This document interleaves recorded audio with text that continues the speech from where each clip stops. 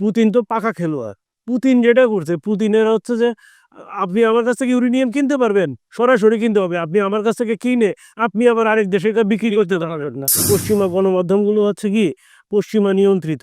পরিবারে কোনো ঝগড়া হলে পরের বাড়ির লোকজন যখন বেশি মাতাব্বর হয়ে যায় তখন কিন্তু ওই পরিবারে আর সুখ আসে না।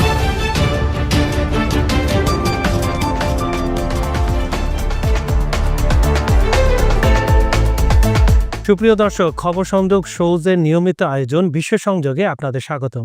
আপনাদের সঙ্গে রয়েছে আমি কাজল হায়দার, আর আমার সঙ্গে রয়েছেন বিশ্বজিৎ দত্তভূমি। বিশ্বদা, আমাদের অনুষ্ঠানে আপনাদের স্বাগত। ধন্যবাদ। সুপ্রিয় দর্শক, আমরা যে বিষয়টি এখানে আলাপ করতে চাই, আসলে আমরা সাংবাদিক হিসাবে এই বিষয়গুলা আলাপ করতে স্বাচ্ছন্দ্য বোধ করি না। কারণ হচ্ছে যুদ্ধ কখনো ভালো জিনিস না। যুদ্ধ ক্ষতি ছাড়া, যুদ্ধে যে লাভবান হয়েছে এমন কোনো নজির আমাদের সামনে নেই। মানবতা বারবার ধ্বংস হয়েছে। মানব সম্পদ হারানোর সাথে সাথে মানসিকভাবে প্রচণ্ড বিপর্যস্ত হয়। আমরা জানি, আপনারাও ভালো করে জানেন, যে যদি দুইটা দেশের মধ্যে যুদ্ধ হয় তখন দুইটা দেশের সামরিক বাহিনীর সাথে না, পুরো দেশ এখানে জড়িয়ে পড়ে। অর্থনীতি থেকে শুরু করে স্বাস্থ্য। এখন যুদ্ধ তো দুই ধরনের, একটা হচ্ছে যে সরাসরি জড়িয়ে পড়া হচ্ছে স্নায়ুযুদ্ধ। স্নায়ুযুদ্ধও কিন্তু এক ধরনের মানে পঙ্গু করে দেয়, পঙ্গু করে দেয়। সামনে বোঝা যায় না কিন্তু ভিতরে ভিতরে পঙ্গু করে দেয়। আমরা আজকে স্নায়ুযুদ্ধ এবং প্রকাশ্য যুদ্ধ, প্রত্যক্ষ এবং পরোক্ষ যুদ্ধ, দুইটা নিয়ে কথা বলবো। আমাদের যে বিষয়টি হাতে রয়েছে, আমাদের টেবিলে রয়েছে, আলোচনার টেবিলে, সেটা হচ্ছে ইউক্রেন রাশিয়া। ইউক্রেন খুবই সুন্দর একটি দেশ, রাশিয়াও খুবই সুন্দর একটি দেশ। যুদ্ধের আগে দর্শক, আপনারা যখন ইউক্রেনের ভিডিওগুলো দেখবেন, যুদ্ধের আগে প্রায় 3.5 বছর হয়ে গেল তো যুদ্ধটা, 2022 সালে যেটা শুরু হয়েছিল। আপনি দেখবেন এর আগের এত সুন্দর বিউটিফুল একটা কান্ট্রি ইউক্রেন, এবং ইউক্রেন এর খাদ্যশস্য দিয়ে কিন্তু ইউরোপ চলে বলা যায়, এবং ওদের খাদ্যশস্য আমাদের দেশেও আসে। তো এই যুদ্ধটা যে সে দুই দেশের মধ্যে হচ্ছে তা না, একদম বিশ্ব অর্থনীতি মোটামুটি এক প্রকার ভেঙে ফেলেছে বললে চলবে। ট্রাম্প দ্বিতীয়বার ক্ষমতা আসার পর সে ওয়াদা করছিল সবার সাথে সে যুদ্ধটা থামাবে, এটা থামানোর কোনো নামগন্ধ নাই। তো দাদার কাছে যেটা জানতে চাচ্ছি, অস্ত্র দিচ্ছে ইউক্রেনকে। এখানে বহু মাত্রিক আলোচনা হতে পারে। তা আমরা স্পেসিফিক রাশিয়ার বিরুদ্ধে একটা রায় হয়েছে, আন্তর্জাতিক মানবাধিক আদালতের রায়। আমি বলবো যে ইউরোপীয় মানবাধিকার, ইউরোপীয় মানবাধিকার বলা যাবে, যদি আন্তর্জাতিক হচ্ছে যেটা জাতিসংঘে ইউরোপীয় মানবাধিকার আদালতের রায় যে রাশিয়ার বিরুদ্ধে গেছে, এটাকে রাশিয়ার কি আসে দেয়। এর সাথে সাথে আপনি যুদ্ধের পটভূমিতে ছোট্ট করে আগে দর্শকদের জানিয়ে দেন, তাহলে আমাদের এই আলোচনাটা করতে এবং দর্শকদের বুঝতে অনেক সহজ হবে। আসলে ইউক্রেন যুদ্ধটা কিসের জন্য? ইউক্রেন যুদ্ধটার সবচেয়ে বড় কারণ ছিল যে এই অঞ্চলে নেটোকে জায়গা দিবে না। ইউক্রেন নেটোতে যুক্ত হইতে চায়, রাশিয়া হচ্ছে নেটোতে যুক্ত হইতে দিবে না ইউক্রেন। ইউক্রেন যদি নেটোতে যুক্ত হয়ে যায় তাহলে রাশিয়াকে মোটামুটি চতুর্দিক দিয়ে ঘিরে ফেলতে পারে যুক্তরাষ্ট্র। তো এই জায়গাটা থেকেই কিন্তু ইউক্রেনের সাথে সবচেয়ে বড় বিরোধ।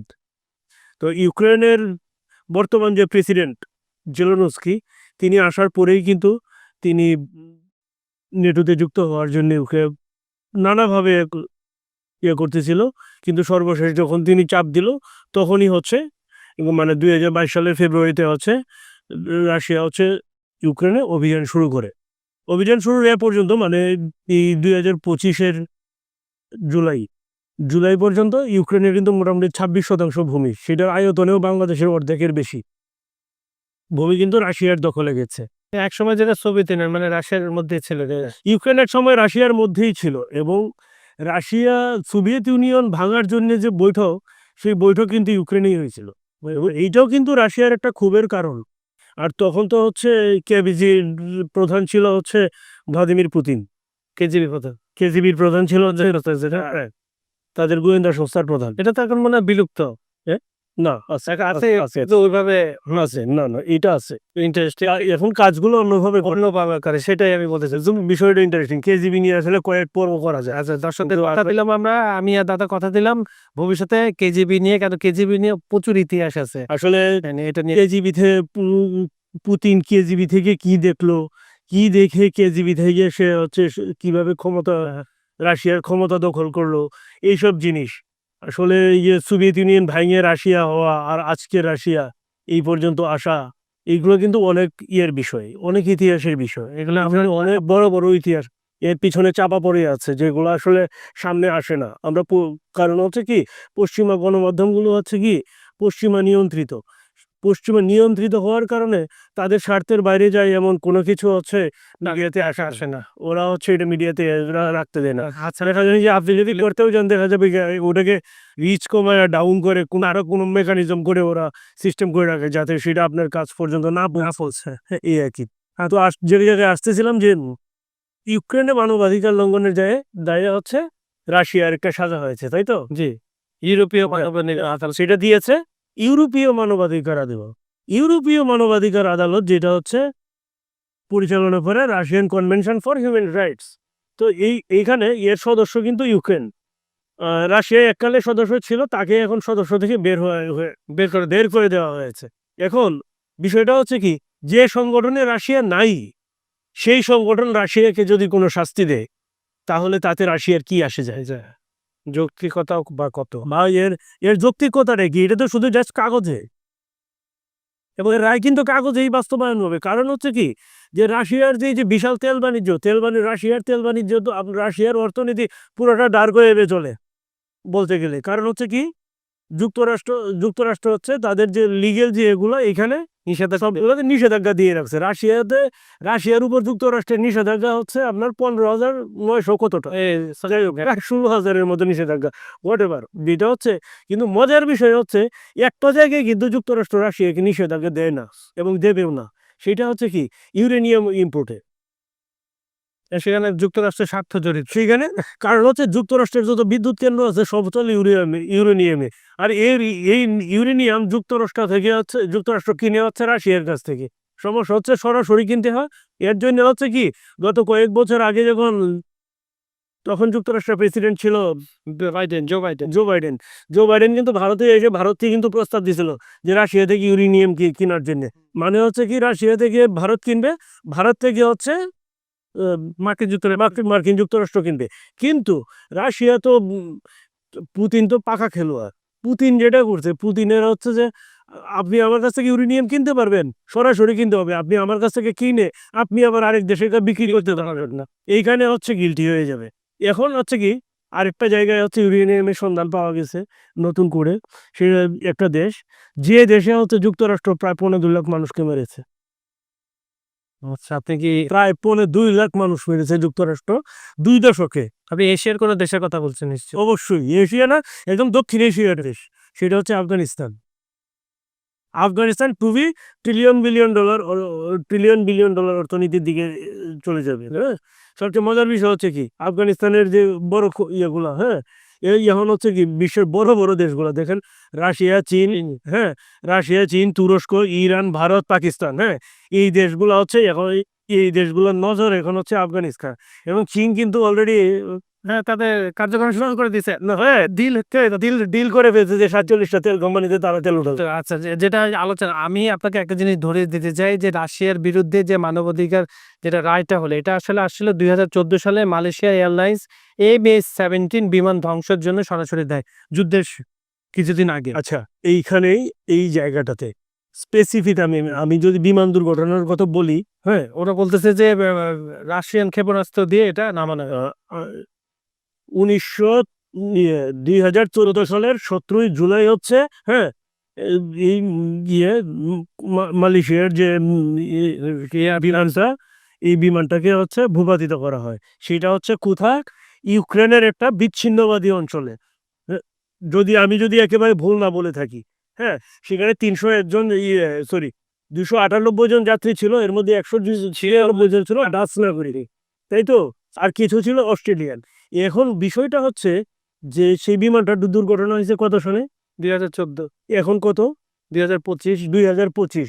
এই এত বছর একটা বিমানকে যদি রাশিয়ান ক্ষেপণাস্ত্র দিয়ে বা রাশিয়ান, হ্যাঁ, সেটাকে বলা হয় যে এতদিন কিন্তু বলা হয়েছে যে ইউক্রেনের বিচ্ছিন্নবাদীরা এটাকে গুলি করে ভূপাতিত করেছে। যেহেতু এটা অস্থির একটা ঠিক আছে, যে ওখানে ওটা চিহ্ন ওখানে রাশিয়া দাঁড়িয়ে তো ছিল না, ইউক্রেনে যে ওখানে বিচ্ছিন্নতাবাদ এই চিহ্নবাদীদের ছিল, এবং এত বছর কিন্তু বলা হয়েছে যে এটা ইউক্রেনের বিচ্ছিন্নবাদীরা গুলি করে ভূপাতিত করেছে। হ্যাঁ, তারা কি সমর্থিত সেটাও কিন্তু এতদিন বলা হয়। বলা যায়। হুট করে রায় হলো কি এটা রাশিয়া ভূপাতিত করে।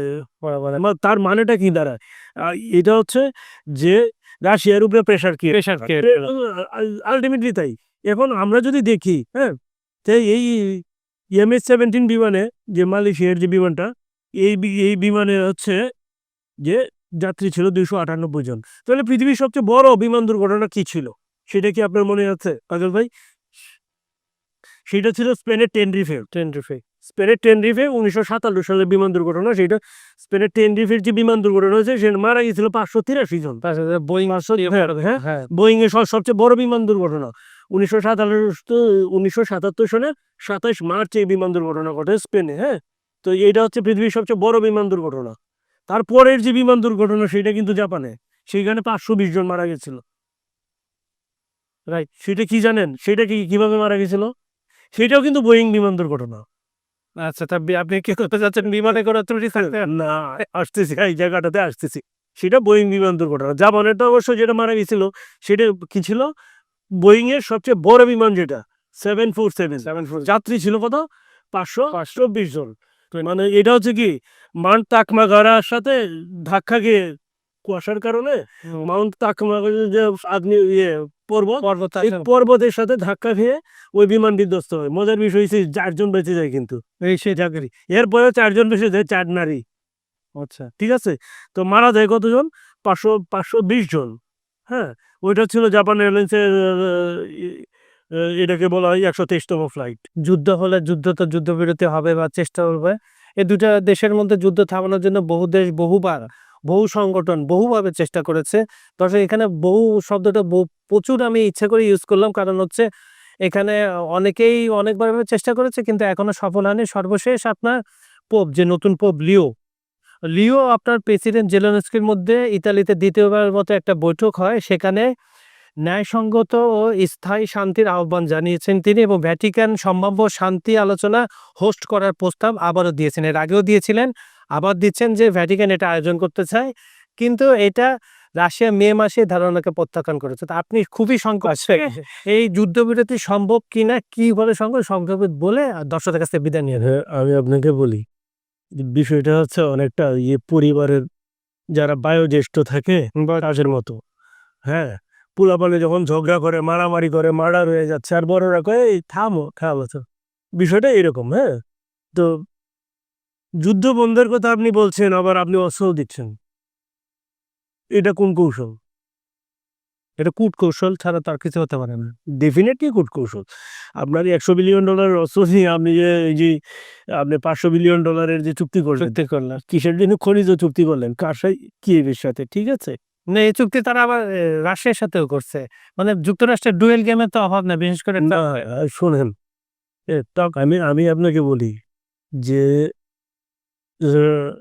আপনার যাক তো রাশিয়ায় যা উত্তোলন শুরু করবে না, ইউক্রেনে তো কাজ শুরু করতে পারবে, যুক্তরাষ্ট্রে শুরু করতে পারে কিনা? দূর, এটা পাত্তাই দিবে না। আমি একটা জিনিস আপনাকে বলি, ট্রাম্প কি বলছিল এইখানে, শুনেন, যে পরিবারে কোনো ঝগড়া হলে যখন পরের বাড়ির লোকজন যখন বেশি মাতাব্বর হয়ে যায়, তখন কিন্তু ওই পরিবারে আর সুখ আসে না। এই আপনি একটা খুব ভালো একটা উদাহরণ দিচ্ছেন, দর্শকরা ভালোভাবে জেনে গেছে যে তো কেন যুদ্ধটা বন্ধ হচ্ছে না। যুদ্ধ বন্ধ হতে দেওয়া আপনারা শুনেন, যুদ্ধ বন্ধে আপনার কি, যে রাশিয়ার যে ক্ষয়ক্ষতি তার কোনো ক্ষতিপূরণ দিবে না, ইউক্রেনের যে খুব ক্ষয়ক্ষতি হয়েছে তার ক্ষতিপূরণ দিতে হবে। রাশিয়া যে জায়গা দখল করছে সেই জায়গা ফিরিয়ে দিতে হবে। হ্যাঁ, তারপরে আরো কি নেটোতে মানে জানে যুদ্ধবিরতি চুক্তির যত ক্লজ আছে, আপনার আছে, কন্ডিশন আছে, সব ইউক্রেনের পক্ষে। হ্যাঁ, মানে এই যে বিষয়টা হচ্ছে এরকম, সম্পদ যা আছে আমাদের, বাকি যা আছে সব আমাদের ধার দেনা যা আছে সব আমাদের। তো বিষয়টা এরকম আর কি। তো এটা কিভাবে যুদ্ধবিরতি চুক্তি হবে? সুপ্রিয় দর্শক, আজকে আমরা খুব সংক্ষিপ্তভাবে ইউক্রেন রাশিয়ার যে চলমান যুদ্ধ এবং অতীত ইতিহাস কিছুটা অংশ আপনাদের সামনে তুলে ধরেছি। সময় স্বল্পতার কারণে এটা শেষ করতে পারিনি। কথা দিচ্ছি ভবিষ্যতে এটা নিয়ে আরো বিস্তারিত আমরা দুজন আলাপ করব। তো আজকের মতো এখানেই বিদায় নিচ্ছি। আমাদের ভিডিওগুলো লাইক, কমেন্ট, শেয়ার করুন। আমাদের চ্যানেলটি সাবস্ক্রাইব করে রাখবেন। তাতে আপনার এই অনুষ্ঠানটা যাওয়া মাত্র আপনার কাছে একটা নোটিফিকেশন যাবে। তো আপনারা দেখেন, আমাদেরকে আপনাদের পরামর্শ দিন। আপনাদের পরামর্শ আমাদের খুবই প্রয়োজন। আরেকটি কথা, করোনা এবং ডেঙ্গু দুটোই বাড়ছে। আপনার চারপাশ পরিষ্কার রাখুন এবং আপনি বাসা থেকে যখন বের হবেন অবশ্যই মুখে মাস্ক ব্যবহার করবেন। দাদা আজকে বিদায় নিয়ে নিচ্ছি। আপনারা সবাই ভালো থাকবেন। দাদা আপনিও সুস্থ থাকবেন। ধন্যবাদ সবাইকে।